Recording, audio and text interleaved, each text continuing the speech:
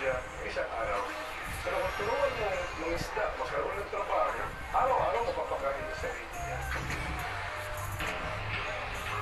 Napatunayan na raw niya ito nang sumibol ang call center BPO IT industry noong 1999 hanggang early 2000 noong siya pa ang Trade and Industry Secretary. Ito yung pinresita ko at tinanggap naman ito. Nagawa na natin ito sa pabrika at sa opisina dito sa mga call centers at IT. At alam ko magagawa natin ito.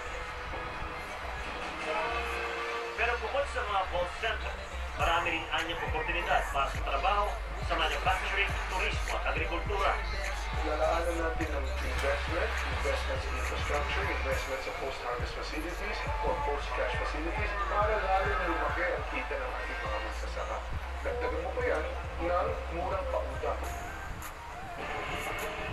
Bukod sa paglikha ng trabaho, pahitingin daw ni Rojas sa mga nasimulang programa, pangunahin na ang Pantawid Pamilyang Pilipinong Program o 4Ps. Pag nakapag-graduate ang anak, ibig sabihin magsisimula sa mas maginhawang antas kaysa sa kinalalagyan mo. Kaya itong 4Ps na ito, investment sa education. Malapit din ang programang pangkalusugan ni Rojas dahil kapwa namatay sa sakit ng cancer. Ang ama na si Senator Jerry Rojas at kapatid na si Congressman Linggoy Rojas. Planong dagdagan pa ni Rojas ang 75 bilyong pisong budget ng PhilHealth na nakatulong sa mahigit 6 na bilyong pasyente noong isang taon kapag siya ang maging Pangulo. Invest tayo sa ating sarili, sa ating mga kababayan, para nga maging mas madali ang kanilang pagkakabuhay sa darating na mga tao. Pero para sa kanyang mga kritiko at katugali sa politika, siguro si Rojas na magpakitang gilas, lalo na noong panahon ng Yolanda. Sinagot ito ni Rojas sa harap ng libo-libong survivors sa Leyte noong isang linggo.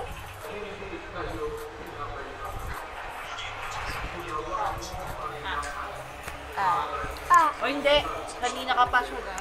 O, isa lang. Last. Binibigyan kita Tama na. Ano ba? Ba't nilalawayan yung daliri ko? Para matimbang ng mga botante kung sino ba ang dapat sa mamuno sa susunod na 6 na taon.